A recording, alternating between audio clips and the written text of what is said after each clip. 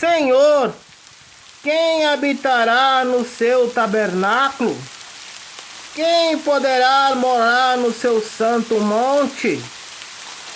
Aquele que vive com integridade e que pratica justiça e de coração fala a verdade.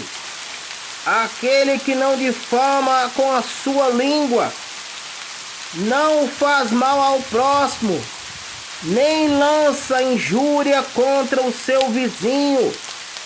Aquele que os seus olhos têm por desprezível ou que merece reprovação, mas honra os que temem ao Senhor.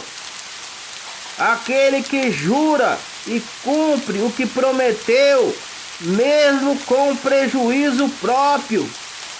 Aquele que não empresta o seu dinheiro